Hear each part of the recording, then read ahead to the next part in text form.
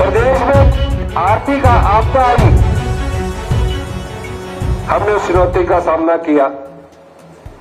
पैसा लुटा के चले गए, प्रदेश की संपदा को लुटा कर चले गए, हमने उसका फैसला किया, उसका हमने सामना किया। अब हमारा सरकार ने पूरी पकड़ हर डिपार्टमेंट में बना रखी है। अब मेरे पास समय है, क्योंकि मैं नदौन बहुत कम आया, लेकिन मैं कहना चाहता हूं, जीवन के जिस भी काल में आप बच्चे जाएंगे, आने वाला समय हिमाचल की जनता का है, हिमाचल के लोगों का है। मैं बार बार कहता हूं कि 2027 में आत्मनिर्भर बनेंगे और 2032 में हिंदुस्तान के सबसे समृद्धशाली और अमीर राज्य हिमाचल प्रदेश होगा। भारतीय जनता पार्टी इस बात को मजाक में लेती है। वो इसलिए मजाक में लेती है क्योंकि उन्होंने कुछ किया नहीं। हम करते हैं, हम फैसलों से आगे बढ़ते हैं, हम लोगों की सेवा में भाव में जुड़े रहते हैं। मैं भारतीय जनता पार्टी के बारे में भी बताना चाहता हूं। 70,000 करोड़ रुपया आरडीजी का, 54,000 करोड़ रुपया, 16,000 करोड़ का जीएसटी कंपनसेशन सेस का उनके पास मिला। क्योंकि ये आप समझेंगे नहीं, पर मैं कहता हूं कि 70,000 करोड़ रुपया उनको हमसे ज्यादा मिला। और जब भारतीय जनता पार्टी की सरकार आई थी, उस समय प्रदेश में 48,000 करोड़ रुपए का कर्जा था, उनको 70,000 करोड़ रुपया मिला। अगर चाहते तो 48,000 करोड़ का कर्जा माफ कर देते।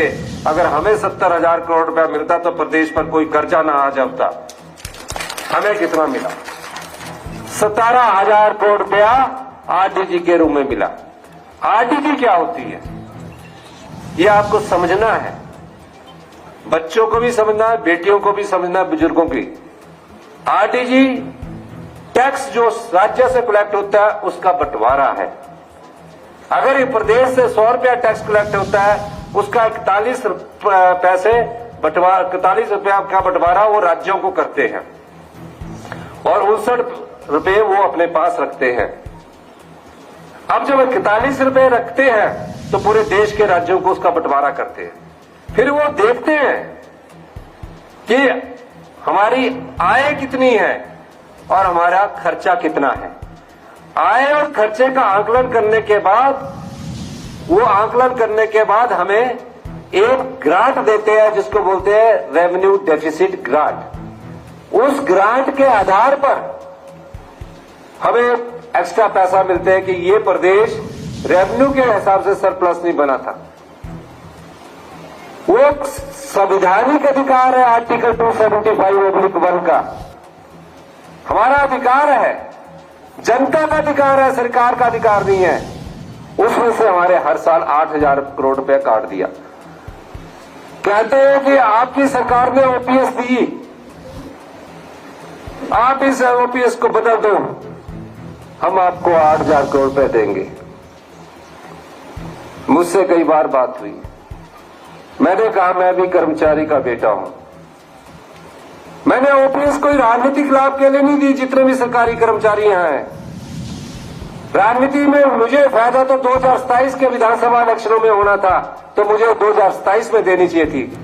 मैंने ओपीएस उन लोगों के लिए दी जिनको सामाजिक सुरक्षा की जरूरत थी और हमारे जीवन में वो संवेदनशीलता रखते थे, ताकि जीवन के अंतिम पड़ाव में जब वो पहुंचे 58-60 साल के बाद, किसी के सामने हाथ ना फैलाना पड़े उनको, वो अपनी जिंदगी को शान से जी सके कि उनको हर महीने सरकार की तरफ से ये पैसा मिल रहा है। अगर मैं तुम्हें इकट्ठा पैसा जितना मर्जी दे दूं, बच्चों के मुंह में आकर माँ बाप पैसा खर्च कर देते हैं। इसलिए हमने ओपीएस दी। हमने कहा हम कभी भी ओपीएस से हटेंगे नहीं।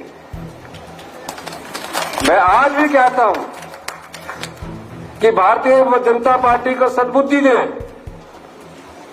वो हिमाचल विरोधी भाजपा क्यों है? सरकारी कर्मचारी में तो आपके परिवार के लोग भी लगे होंगे जिनको ओपीएस चाहिए। ये एक संवेदनशील मामला है। हिमाचल प्रदेश में कभी रेवेन्यू नहीं हो सकती। हमारा शिवालिक मिड हिमालय प्रदेश है, जहां 20% के करीब प्लेन लैंड है। वहां हमारे आप अधिकार को काट दिया।